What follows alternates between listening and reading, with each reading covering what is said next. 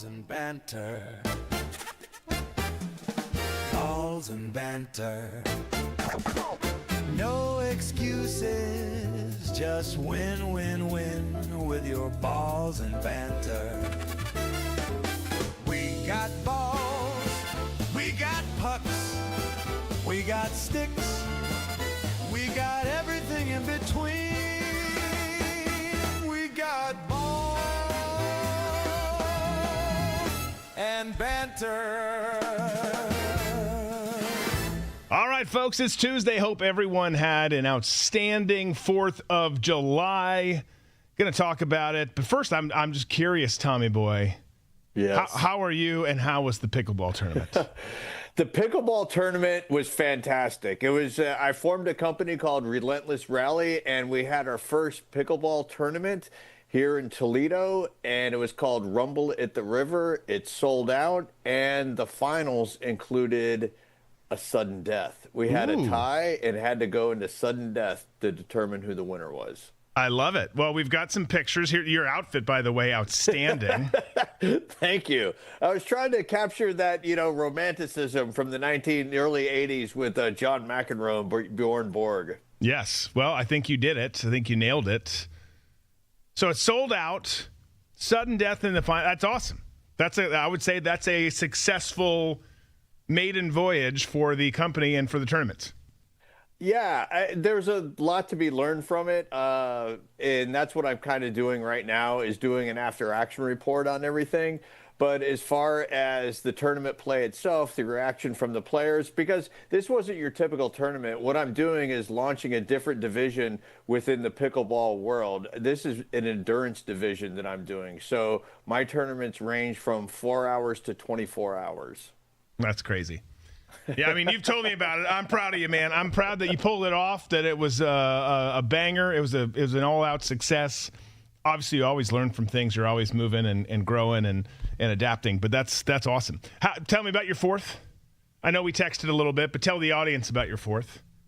Bro, it was unbelievable. The hotel that I'm staying at faces the Maumee River, and right across the river is a public park, and they put a barge out there and did the fireworks from there. It was like the fireworks were exploding inside our hotel room. It was probably the best fireworks display that I've ever been a part of. Just the proximity to all the explosions going off and the colors and best of all, I was in the comfort of 66 degrees. In your bed. I love it. Yeah. That's awesome. That's awesome. Well, how was your 4th of July? With your birthday. Happy birthday. Thank you. It was good. Yeah, it was. I was telling Jonathan, who's TDing today, that I didn't really do a whole lot of work this weekend, which is abnormal for me. So that was great. It was hot as the dickens in Florida, so that part sucked. But we did our own fireworks. We watched fireworks at the community that my parents live in, and then came back to the house and stayed up. I don't know what I was thinking, but we stayed, all of us, my wife, the kids, stayed up till 1 o'clock watching, Trump come out and speak, then the fireworks, obviously, because of the delay. And you and I texted about it. Man, I'm telling you, first of all, it was record-setting. It was cool fireworks. So was the Macy fireworks show in New York. That was badass with the lights and everything they had going on there. But they do that show, and I just can't get over the ending, because I know it was the most Trump DC thing ever. Like, seeing the fireworks at the end, you try and do these beautiful coordinated displays, different things, different speeds, different whatever throughout, and then the finale of that show in DC was just like a nuclear bomb went off. There was it was just white phosphorus. You couldn't see anything. It literally was like, what's even happening? You just heard explosions. There was no colors anymore. And I'm not picking on it. I think it was absolutely badass. But it just was funny because it kind of looked like that year San Diego, all their fireworks went off and the show was over in 17 seconds. It was like that on steroids. It was like, this just looks like a war zone. And I thought it was hilarious, and it just was perfect for Trump and this administration, who I like. They don't get everything right, but I like them. Just being like, who cares? We want to break the record. Set them all. Sir, it's not going to look good. Who gives a shit? Just set them all off right now. Yeah, it did. It looked like like you were saying, like some sort of detonation that had happened, like a dirty bomb or something. Yeah, yeah. Happy 4th, America. It's the 250th, and it's over. No, it was good. It was good. That was fun. I loved that they had the different military members singing. Not using mainstream folks. There was a couple mainstream folks, but using some of the folks from the different services was cool. That was fun. And I wonder if that was a lesson learned from UFC 250, because that band, those singers, absolutely killed it, and it just goes to show the talent pool that the armed services possess. And it's not just the door kickers and the knuckle draggers. If you have a military, there's all kinds of people that are going to be in it, and the talent that we saw on display for that UFC event was amazing. Yeah, no, it was everything about it. We got some problems in this country. I don't know if anyone's noticed that, but we are evolving in certain areas, and that's encouraging to see. That's a good thing. I don't know that we're evolving with the hot dog competition. It still happens every year. It's still my favorite. As much as I like hot dogs, the whole concept, as much as I would like to competitively eat, I couldn't anymore. This one is just interesting. It grosses most females out. My wife thinks it's the most hideous thing ever. And she can roll with a lot. But Joey Chestnut won his 18th hot dog eating championship. 66 dogs and buns went down that throat of his this past weekend. So congrats to him. I mean, he's won 17 out of the last 18. I believe the one that he didn't was the one he wasn't allowed to compete in, where he had his own event. So clearly, look, if you're going to do something, be great at it. Joey Chestnut puts meat down his throat, and that is what the dude is good at. And he's the best ever. He's the GOAT. He is, and one of my goals with my pickleball tournaments is to have him as a feature there, and I want him to break the Swiss cake roll record, because the Swiss cake roll is my favorite of all little delicacies. It is a good little roll. Not good for you, of course, unless you love diabetes. But I think eating that en masse, like that's a tough. I mean, look, to be clear, eating a hot dog and a bun is not easy either. And the fact that they make it wet, like I get that helps. That just makes it. I'd rather just be like, let's eat regular hot dogs. It's not going to be as high of a number. Let's go. Maybe there's a Skyline chili dog in there. I don't know. Like normal hot dogs, though. Eating a bunch of Little Debbie cakes, can you imagine how much liquid you would need to consume? Like it's dry, it's chalky. You're like. I mean, after the first package, you're looking for a cup somewhere. You're Oh yeah, a nice big cold gallon of milk with you. I could definitely smash down an entire package. An entire package meaning like the 6 2-packs that are in there or whatever. Yeah, the 2-packs that are in. Yeah, most definitely. I think I could too, but if you start going beyond that, like even so, you're thirsty there. Your mouth's getting dry there. You go beyond that to where like these guys, like these serious eating players live and exist. The Joey Chestnut. I don't know who the Joey Chestnut is of Little Debbie cakes. I don't know who that person is. I can kind of picture them. Yeah, I'm not sure who the record holder is. It's got to be like someone who looks like Chunk as a kid from Goonies, who grows it's. Yeah, you would hope that would be the look. Yeah. If it's like some small Asian woman, I'd actually be pissed. Like, I want it to be a young fat kid wearing like a members only jacket that still has like a sandwich from Tuesday stuck in one of his side rolls. Like, that's what I want to see. Well, one of my proudest moments in my television career is when I was directing Undercover Boss. And Margaret, who is one of our story producers, and Nick, who is our production manager, Nick is known to eat a lot. Like, he'll go out to dinner, order 3 or 4 steaks, and he's a pretty skinny guy. And so Margaret thought that she could eat more McDonald's cheeseburgers than Nick could. And so I put together an eating competition on one of our shoots. We were actually in Salt Lake City, Utah, went to a McDonald's, and Margaret was spotted 6 hamburgers. Okay. And so Nick had to consume, and I think, she had to consume 25, and he had to do 31. was what we came up with. So the week leading up to it, I coached Margaret into the water method of eating all the meat first and then dipping the buns in there. And I will say my coaching paid off and Margaret won. Are you kidding me? Can you tell me, without not in a judgmental way, but can you tell me about Margaret, her physique? Like, is she someone you'd picture to eat that, or is she like... Not at all. Margaret's one of my most favorite people ever to work with in television, and she's probably maybe 5'1", and she goes maybe $105. Tiny. So she damn near ate her weight in. Yes. I love that. That's awesome. Congrats, Margaret. I know it's been a long time, but I'm just experiencing it for the first time, so I'm damn proud of you. I'm not super proud. I am, and I'm not. Of the U.S. men's soccer team. Man, what all this excitement in the United States, and then someone just drops their testicles in your soup yesterday. Like, it's just like, what happened? We get eliminated 4-1. You can see it on the screen there by Belgium. You know, lots of things in this story. Belgium, the better team, first and foremost. But you had Trump's involvement, getting Balogun back. He's allowed back in. A lot of mental gymnastics going on with the people who are opposed to. He's an anchor baby. A lot of people opposed to that. But people want to see the United States win. So you've got these storylines going. He's ineligible. We talked about on Thursday. The red card was a bullshit call. I'm glad it got overturned. Then this happens. President Trump gets involved with FIFA, calls president of FIFA. They review it. He's deemed eligible. Belgium flips out, tries to appeal. FIFA says no, not so much, not happening. But, man, a few things just so the game happens. Balogun plays. We lose. We don't just lose. We get curb stomped.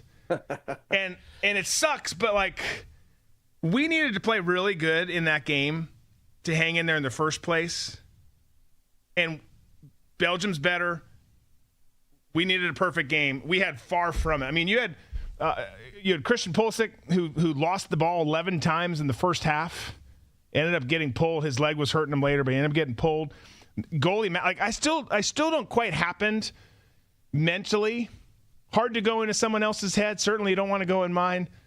But Matt Fries's, mistake coming out and then just that blunder that he had was unacceptable. It was embarrassing. Obviously, he didn't choose for it to go down that way. That's not what he would have wanted, but it was bad. I mean, like, there was just some things like this team is looking terrible. Like, we played so bad so much of the game. There was a window where some positive thing happened, and then it just went out. It did go out, and I think for people who follow soccer or look just a little bit into the background of Belgium and the United States, and I'm not just talking about the anchor baby issue. I'm talking about like actual matchups that they had before. Back in March, Belgium beat the United States 5-1. So that was another ass kicking the United States took. And also Belgium didn't start their three best players to begin the game. So, I mean, there was a lot there. To me, Belgium protesting the allowance of, how do you pronounce his name? Balogun. Yeah. Of Balogun coming back in. That was just performative. They knew that it wouldn't matter, and it didn't matter. And you could, watching that game, it reminded me of when the women's national team plays like the 14 boys, national. The under 14 or the 14 to 16-year-olds. They looked outmatched. You just had men playing with children.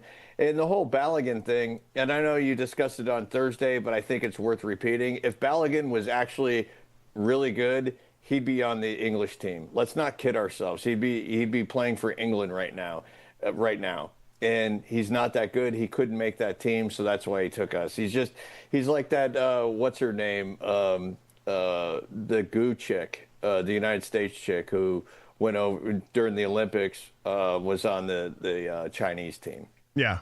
Well, I mean, to your point, like, despite our best efforts over the years to improve, and you can say years, it's been decades. Everyone's always saying, we're almost there. We're getting there. Like, guys, We are just not a soccer country. I don't think we ever will be. I'm not saying that I'm opposed to us becoming one. I like achieving greatness and everything. But like these other countries that play in the World Cup, most of them, not all of them, certainly the Belgiums of the world, a lot of the teams that are left, some that are out, we'll talk about some surprising teams that are out. They live in, like, they walk out of the womb kicking a ball. It's like we didn't have two kids in there, but there was a boy and a ball, and they come walking out and they're already like juggling. Like they can't talk or eat or open their eyes, but they're juggling the ball. So they like live, eat, and breathe this stuff. They love it. It's what they're about. It's what their fans are about, their country's about. It's not even a top 5 sport in America. Like and I would argue it's not even close to the top 5. No. I mean, you got football, basketball, baseball, hockey. NASCAR's huge here. Golf's huge here. UFC, MMA stuff is huge here. You could argue the Savannah Bananas and Banana Ball is you can argue it is. It's bigger than soccer in America. Pickleball has its own. It has 2 networks. Yeah, pickleball. Tennis. I mean, I don't like tennis. By the way, Tom, we went to the new bowling alley the other day, finally, just down the road from the studio. We did that on my birthday with the kids, and then went and got RP. It was the Jack's Beach experience. Beach bowl, then RPs. Delightful. But they did an amazing job there. Such a cool place. We got to do a team outing there. There's literally 3 bars in there. Great, like their menu. It's not like it doesn't look like an old bowling alley. It's like modern. It's like Top Golf, and a bowling alley had a baby, and it's modern and cool and eclectic. And then they've got cool bars everywhere, a space for an outdoor bar, space for live music. They've got menus of food that you actually want to eat. It's not just like the old days where like you want some shitty nachos and a pitcher of beer. Like now they've got it's really cool. Anyways, soccer is nowhere near the top here. It's that's just the reality, and it doesn't mean that it wasn't fun. Like I've watched damn near every game in this World Cup.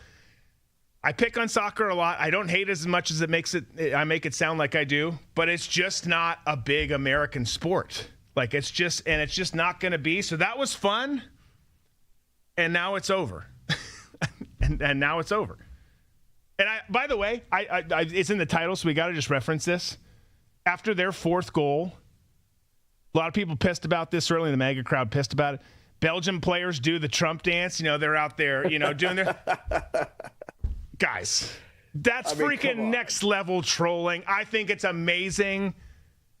I think this goes back to our conversations that Tom and I have about comedy all the time with you guys, the audience. You can, but you can't pick and choose. Like if something offends you, be like, I hate this, and it's not... It's comedy. Like comics are supposed to say what they want to say. Some are going to push the envelope further than others. You got to respect on the sports side or in any area trolling. You can't love trolling here and then not allow it if it pisses you off. Like it was next. I thought it was amazing. Like good for you guys. You kicked our ass and you mocked us and our leader who was involved in events during the day. Would I love to not be on the receiving end of it? Of course. But was it good? I thought it was stupendous. Yeah, I can't remember who it was, but I don't think it was Megan Rapinoe. It may have been, but like pretending they were drinking tea after beating England. Who cares? Yeah. It's a troll. Right. It's like all of this. I mean, you just see when it comes to comedy, and especially when it comes to this tournament, people twisting themselves in knots instead of just saying, okay, we really want the United States to win, so we'll take an anchor baby on our team who didn't grow up here. He was only born here because his mother was 7 months pregnant and gave birth to him because she wasn't allowed to fly back to their home in England. So you got to come to the realization that, yeah, it would be great for the United States to win, but if you're really, wrapped up in, this, and I am too. I don't think that this anchor baby thing is a good thing. I mean, just look at all the Chinese babies that are being born here, and then the birth tourism that's happening, and then go back to China, and then like, hey, I'm a U.S. citizen. So, United States is definitely following the model of France. Take a look at the French team the next time that you're flipping through and they happen to be playing, and tell me that they're not importing their players. Yeah. Oh, yeah. No, there's several teams you look at, you're like, huh, this doesn't look like their demographic at all. Yeah. Well, and also, too, Cape Verde. Cape Verde was the Cinderella story of the whole World Cup. Oh, the little team that could, the tiny little island nation, everything. That was a great story. And most people bought into it. But if you look at the players on the Cape Verde team, I would think it's like 90 or 95% of them aren't from Cape Verde. It was still a fun story, but that is true. You look across a lot of these teams, and it's like, hold on, bro. Like, you're not from Portugal. Or whatever the case might be, Cape Verde in this instance. But it also kind of, to me, lays out the groundwork for this whole borderless society, and that countries really don't have any sort of meaning. It's more, to me, this is the whole World Cup is like a push of the globalist agenda. I can see that. I can see parts of that for sure. And certainly there's a lot of people who want it. They'd be a big driving force for it, maybe, and perhaps they are a big driving force for it. Bottom line is we suck at soccer. We lost. Here are the silver linings. The crowd last night, awesome. Like, those guys got the instructions on how to be a soccer crowd, and it felt like you were in Europe for like a Premier League game for that game. Like, they showed up rowdy, ready to go, chanting the whole time. So, job well done to you guys, crowd. Here's the more important silver lining. Soccer's done. Football starts next week, baby. Next month. It's so close. This is our sport. Because you can even look at baseball here, and we've got good American baseball players. You can look at hockey. We got good American hockey players. Look at the Hughes. Look at some of the brothers and teams that we've got, players and tandems that we've got out there. But you look at some of those sports, including the NBA now, that imports people from overseas. We're bringing all sorts of folks in for those sports. Not in football, baby. You don't see Ming Lao Hung, playing left tackle for the New York Giants. No, you don't. That is America's sport, and it comes back next month. We got week 0. We're a month away from college football. We're less than a month away from the Hall of Fame game in the NFL, which granted is terrible football, but it still means it's back. Favorite game of the year. Oh, so sloppy. It's so sloppy. And I talk about it on the show every year. I can't wait. It's going to be amazing. Do you guys know it's Thursday and there's a game tonight? And then like 6-7 minutes into, I shouldn't have said 6-7, sorry, people, into the first quarter, I'm like, this is some bullshit. Like, this is just terrible football. This is like middle school shit. And then I flip it off, and then I get pissed, and I come back. It's like, no, I should be watching this because this is what I care about.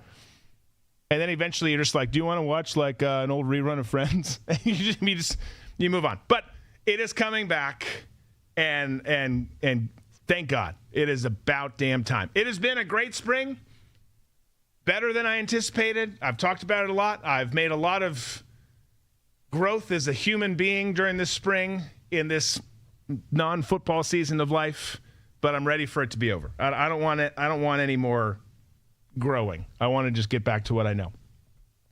Last thing on the World Cup. First time, before we show that, first time in World Cup history, the quarterfinals will not feature Brazil, Germany, or Italy, which is pretty wild. You see some of those big teams out.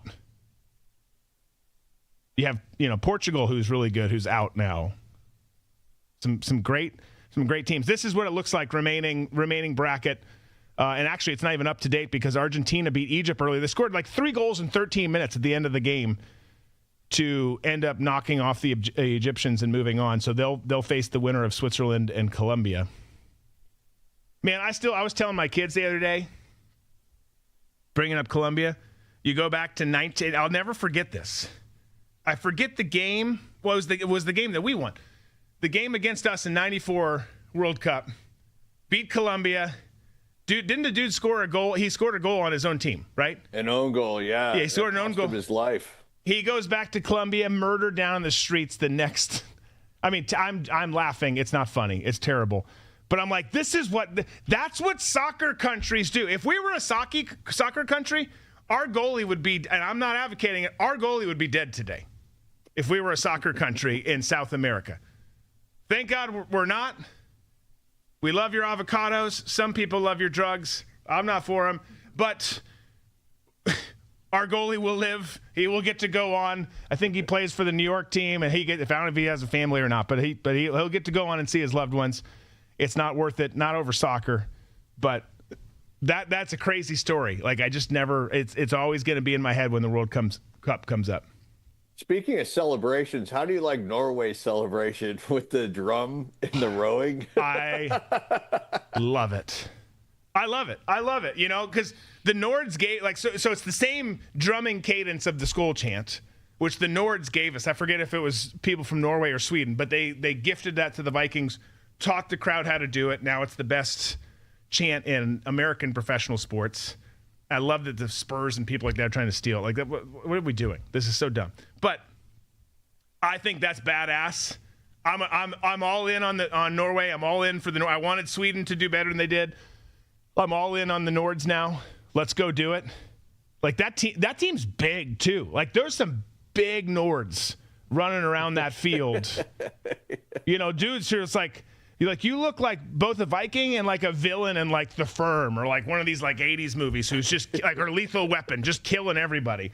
Yeah, exactly. I'm waiting for that one guy, Erlen Hallgren or whatever, the big blonde dude with the pony. To say, yeah, show yourself, John McClane. Yes, yeah. He's Carl from Die Hard. Yeah, 100%. No, they're fun to watch, dude. I mean, they have the teams that are left. There's so many good teams left. It's going to be tough for them, but who knows? By the way, I found out this weekend. I was doing some research into my grandparents and great grandparents who came from Sweden. You know, we've got some from Norway, but mostly Sweden.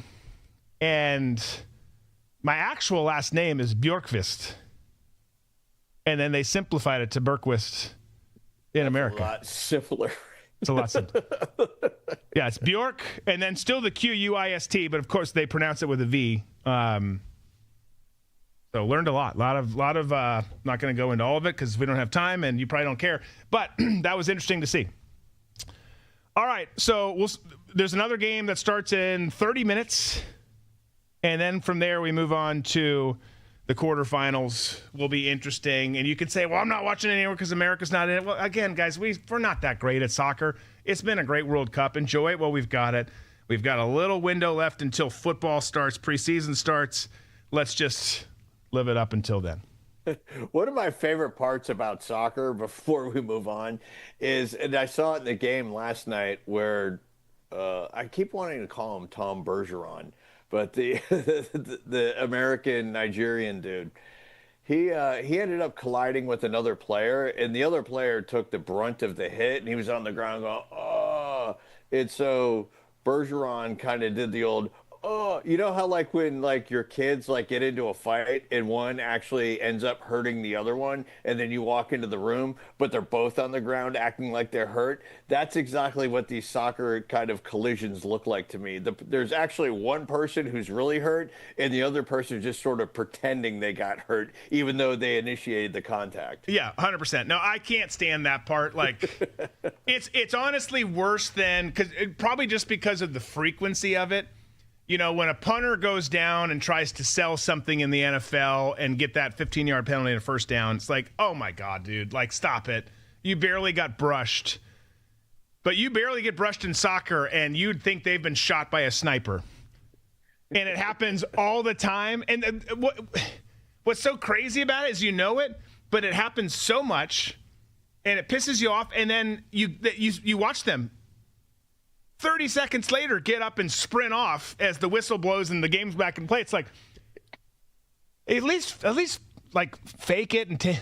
And soccer, once you go off, you can't come back in. Like football, like, you know, you can fake an injury to slow the clock or change momentum and still come back in. That part drives me crazy. I like the flow of the game, but it's like little pretty boys, please stop doing this. Like that was not even, I can't stand that part. Oh, it's awful. I mean, every single professional soccer player should watch wrestling, professional wrestling. Yes. That's how you fake an injury. When they bring out the little stretcher and they put them on it and then shuffle off with them, Mick Foley getting on a gurney during Hell in the Cell was more believable than that. Well, that particular example, like I think he actually needed one. Yeah, he did, but McFoley, being McFoley, ignored it and went back. And then took thumbtacks to the face. Yeah. Again, I think it was probably within the last month. People have come out against him about some of the political stuff he said. Guys, leave him alone. Like, he's allowed to think whatever he wants. He might be wrong. I think he is wrong. I think a lot of his takes are dead ass wrong, in fact. But you see the shit that he did in the ring and how much he entertained you, you give him a break. Like, he gets a pass. Chase Briscoe wins in Chicago this weekend at Chicagoland. So he's on the board as the winner there. Interesting, they've done Street Course, they've done Chicagoland. They hadn't done Chicagoland in a while. They go back there. I didn't get to see a ton of it. I probably saw a quarter of the race. But Briscoe wins, and they're kind of trying to prove that, hey, we can do, the Chicagoland regular racetrack. Maybe we talk about doing both. I don't know. We'll see. But congrats to Chase Briscoe. And then this dude, this little silent son of a... Some people might think he's not silent. But if you haven't been following golf, you probably don't know as much about him. But Chris Gotterup wins the John Deere Classic, also in Illinois this weekend. Third win of the season for him. So congrats to him.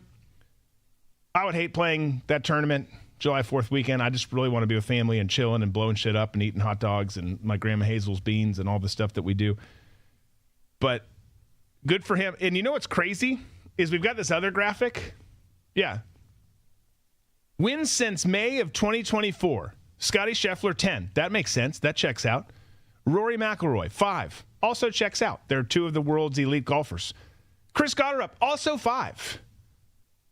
You could have told me that this morning, and I would have said, no, that doesn't make sense. No. Wait a second. But, I mean, the dude, silently going out there crushing it. And, again, I say silently, if you're a diehard PGA person, you're not taking that approach. But for the people who watch it on and off, go through seasons where they watch every tournament, then take a month off and maybe don't see 3 or 4 tournaments in a row, Chris Gotterup's not a household family name on the tour right now, but apparently he's making himself one because that's pretty damn impressive. 5 tour wins since 2024, May of 2024. He's being very, very silent about his wins, which whenever I hear something like that, I think to myself, what's going on with his management or PR or with the PGA? Why aren't they profiling him? Is there... what is his personality like? Is it lacking something? And I don't think it is. I think there are just certain people that kind of slide through the cracks for a while. And then all of a sudden, one day, it's like, holy smokes, this was a sleeper that we never intended on being the hero of what we're doing. And I think that's where we are with Mr. Gotterup. Yes, Gotterup. Indeed. Great name. It's a fun name. Fun to say. Francisco. Tom looks British in that hat. Is he carrying an umbrella? I am, and I like to refer to it as a bumbershoot. I love it. So that was NASCAR. That was the PGA. We've got just a shit. We had some last week. A lot of memes for Lady Sophie Cunningham. From now on, we will call her Lady Sophie Cunningham. Oh my God, Annie, my wife has the biggest woman crush on her. She's just like, oh my God. She finally saw the video of Sophie Cunningham porning and she's like, oh my God, I just love her so much. I can't stand it.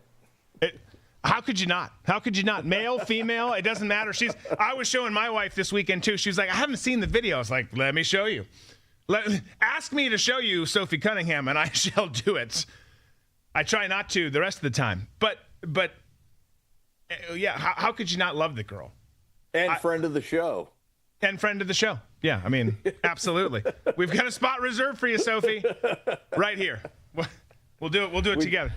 Bro, we definitely need a cutout of Sophie Cunningham to have on the set. 100%. I will Google that shit or have someone Google it as soon as this is done. We will have life-size Sophie Cunningham.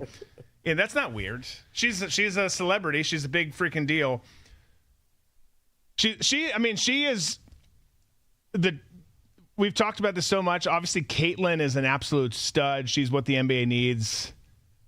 So Sophie, though. Sophie just has slid into this role that no one knew was needed or necessary, but she was like, yeah, I'm going to be this character. And we're like, do we need that character? And then we saw it and we're like, oh, yeah, we need that character. Maybe actually my favorite character. Like, she maybe is more important in the grand scheme of things than even Caitlin, who I love. No disrespect to Caitlin Clark.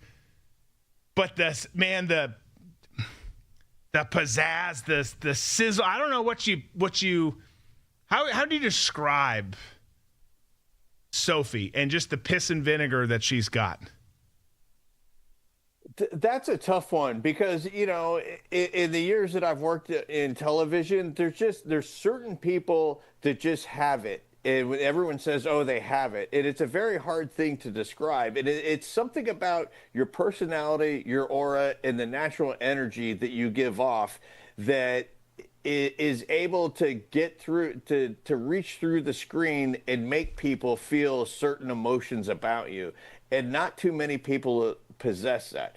A lot of the best actors that you like, they have that ability. Billy Bob Thornton has that ability for me, for me to connect with him at the end of it, thinking I know him. Mm-hmm. Same thing with Sophie Cunningham. When you see her, I'm convinced that she's a family member, but she's not. Yeah. She has that aura that it draws you in and you can't look away, because then you hang on every word that comes out of her mouth because you're entertained by it. You're entertained by the entire package. Yeah. No, I love everything about it. I'll say this too. We were talking about this the other day, not in the show, somewhere else. She recently got baptized, showed it online. That's awesome. Praise God. Love it. That's what we should want to see, right? And then she's a celebrity. She does her social videos, and there's one where I think she was dancing, something like that. And there's people coming out like, you just got baptized. This is a terrible look now to go and do this. Like, it just looks like slutty or this or that. It's like, can we just celebrate the win? Did you want her to get baptized and have a relationship with Jesus or not? Yes. The answer is yes. Okay. Then are you perfect? No. Okay. Let her, stop it. This is what's wrong with people. Give people a break. Let's celebrate the wins. We don't get that many. So let's freaking celebrate them when we get them. And also, stay off of Sophie's back because balls and Banter's in her corner.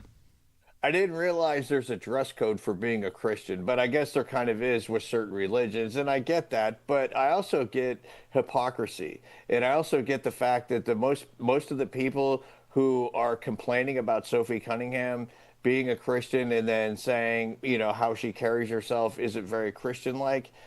I see the hypocrisy in that, because a lot of those people are the same ones who in their own personal life, and they claim to be Christian, is just their personal life's out of control. Oh yeah. No, Joby says it all the time. The fake you's doing just fine.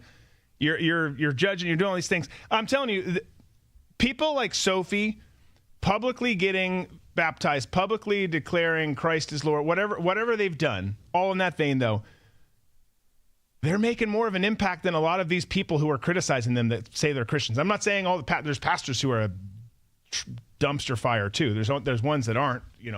We're fortunate to have one here who's one of the best on the planet, I think. But these people are. The most powerful thing I've heard all year didn't come from a pastor. It came from Theo Vaughn on that one episode where he was being super vulnerable, and it was the most gospel-driven, real thing ever. It's like, and he's got a massive platform. It's like, that's amazing. Stop judging him because he has a stand-up routine that has some bad words in it, or he says some bad words on the show. So do we. So do I. It doesn't change anything. I love it. I think it's freaking awesome.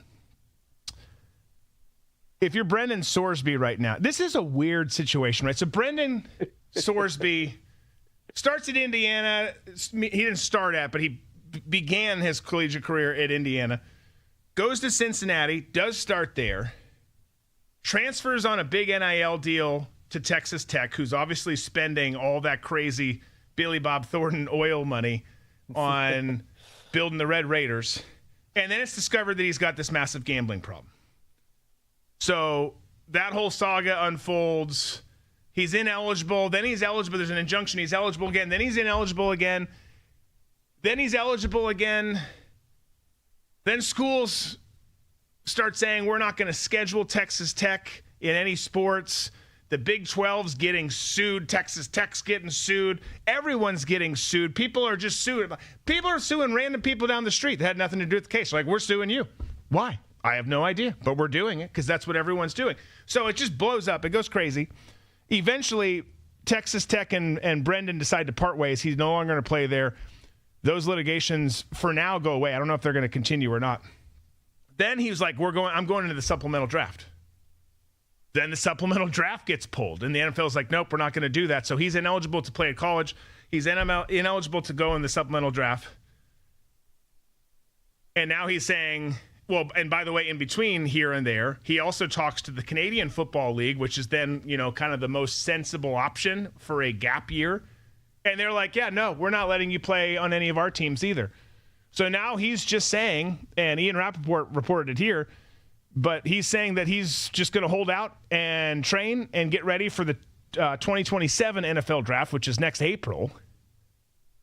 And that's the best option he's got. And I guess it really is. It's the only option he's got.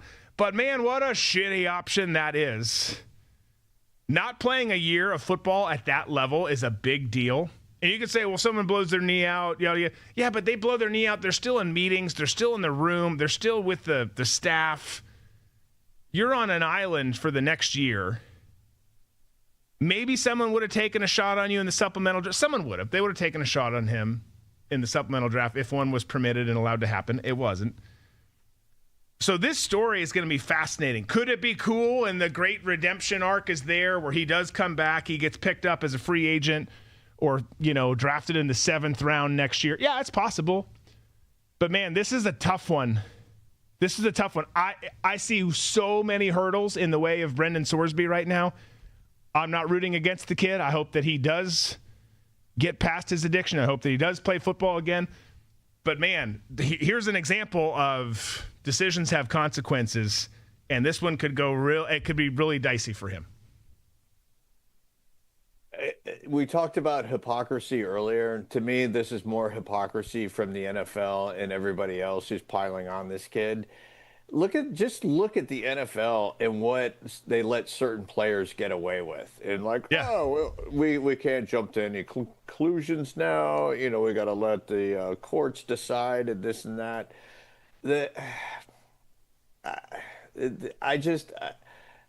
I'm at the point now where when it comes to hypocrisy, especially when it comes to, leagues, NFL network, or not NFL networks, but networks in general that have on-air talent, that have very shady dealings off camera, but the network lets them get away with it.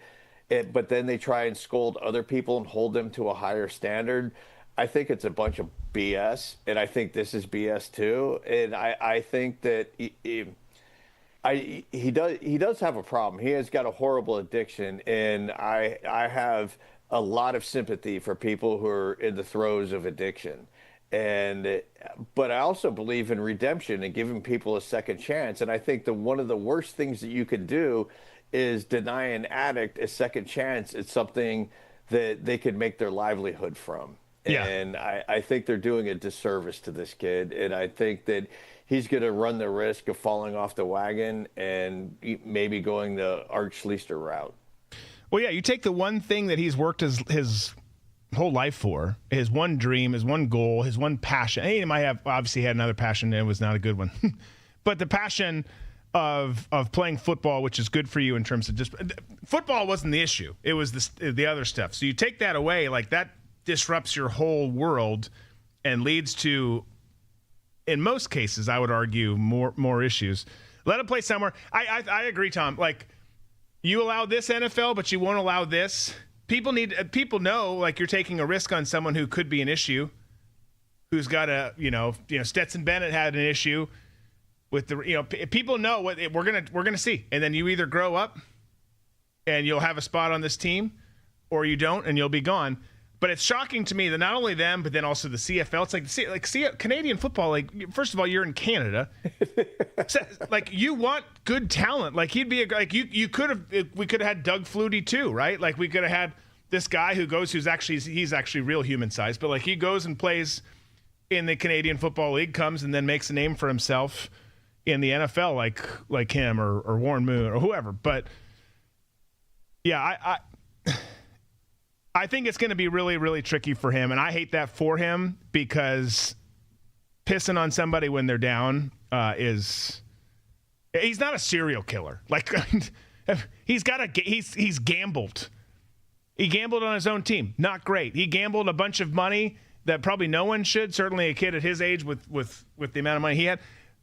But he hasn't been out there murdering people or molesting children. Like let's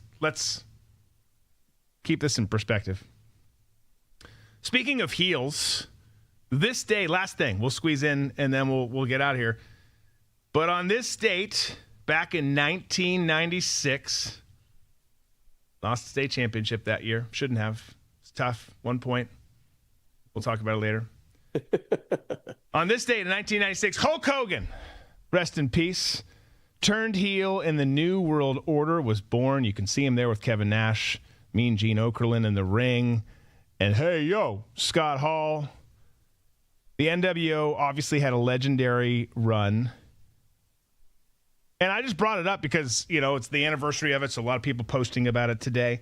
But it gets you thinking, what are some of the best factions, or what is the best faction in WWE/WWF history? It could include WCW or whatever.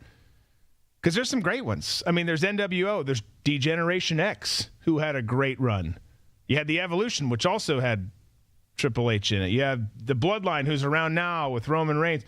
The Four Horsemen, obviously kind of a big deal. You had the LWO. There's been lots. Tom, what are some names that come to mind for you? Well, the number one spot, there's no comparison. It is there. It will always be there. It is number one. It is the Four Horsemen. They established to me the whole factions when it comes to in professional wrestling, when it comes to wrestling, wrestlers coming together to be a crew. And then I would have to go with D-Generation X. And I'm going with D-Generation X in the number 2 slot because I think the birth of D-Generation X helped usher in the Attitude Era, even and take it in a direction where I don't even think Vince McMahon thought it would go. And I believe that with the Attitude Era, that was the part that solidified the war going on between the WCW and the WWF, and that was that the formation of D-Generation X led to the collapse of the WCW. And I don't think Hulk Hogan's heel turn, as dramatic as it was, I don't think that had enough momentum as much as D-Generation X and what they did with their brand. I agree, because you think about it, and it was an exciting time, the Monday Night Wars. WCW got all this talent. They were doing, you had Mean Gene doing the interviews. You had like this old WWF vibe there. You had a lot of the old characters that people wanted, some new up-and-coming characters, and WWF was going down.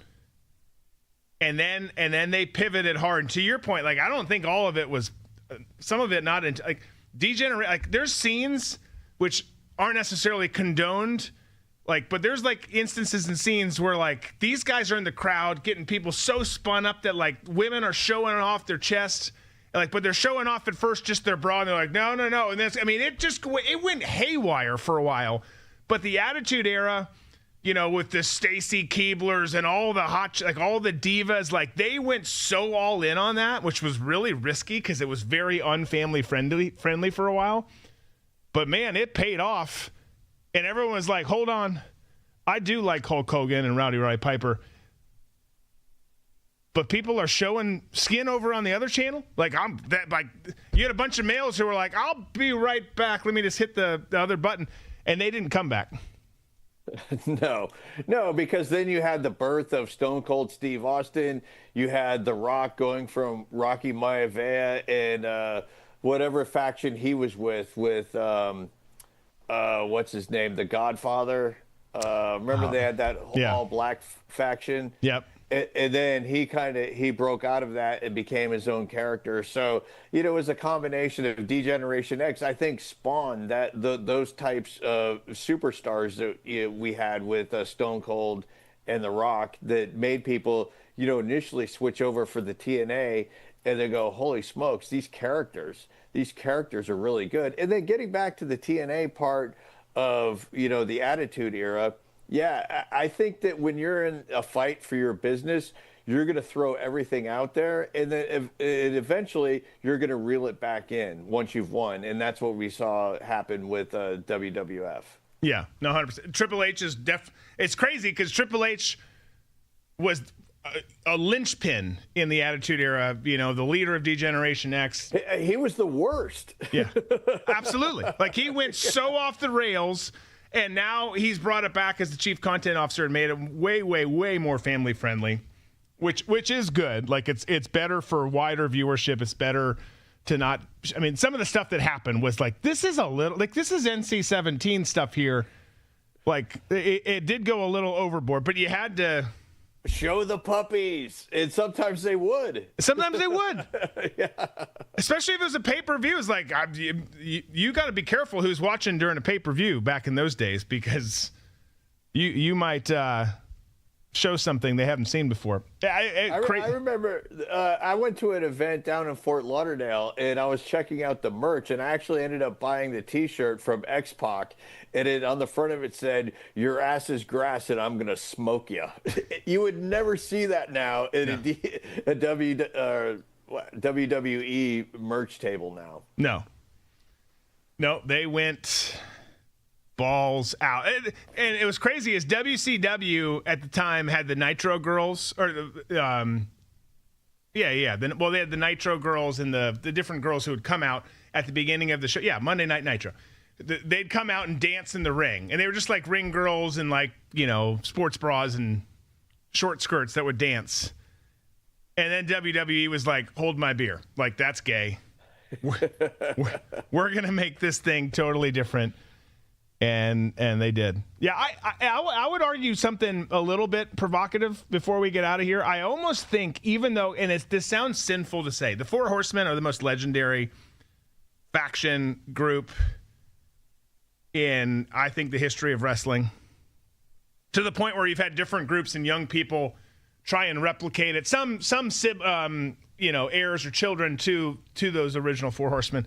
It's like, you can't redo this. It's just the Four Horsemen were the Four Horsemen. That's it. When it's done, it's done. But G-Generation X did change the whole business. Like, the Four Horsemen were traditional, old school 80s wrestlers, not really in great shape, just like decent, just did their thing. And then you had D-Generation, who pushed the envelope and really did. Like, and there's writers behind them, and there's other things behind them, so I'm not just giving all the credit to them. But they're more pioneers, I think, than any of them. Maybe they're not the greatest, but they're the greatest pioneers. Yeah, they were definitely the greatest pioneers. Just, now that you bring this up and thinking about the Four Horsemen, and something that I think gets overlooked when, we talk about wrestling history, is the contribution that West Texas State made to professional wrestling, and the amount of talent that came from their football team that permeated all over different wrestling promotions, and eventually at one point or another all found their way to the World Wrestling Federation, which I thought is just astonishing to me, because you've got, Dusty Rhodes, who played football there. You've got Tully Blanchard. You've got Stan Hansen. You had the late Bruiser Brody, Terry Funk. It's just amazing. Barry Windham, the amount of Barry Windham, Blackjack Mulligan. It's amazing the amount one football program produced that changed the course of professional wrestling in the United States. Yeah, fair point. That's a great, not fair point, great point. Wild. Well, if you've got different ones, throw them in the chat. Folks, make sure that you hit that like button on the way out today. We're so grateful that you've been here with us. I think most of the rest of the gang will be here on Thursday, but it was fun, kind of old school Tommy Boy and I today, which was great. It's good spending time with you guys as well. Again, please hit that 61 days till Notre Dame takes the field. Yeah, it's all coming soon. Do hit that like button on the way out. We hope you have a great rest of your Tuesday. Enjoy the game if you're going to watch it at 4. And we'll see you back here on Thursday, 3 p.m. Eastern. Be safe, be smart, be free. We got balls and banter.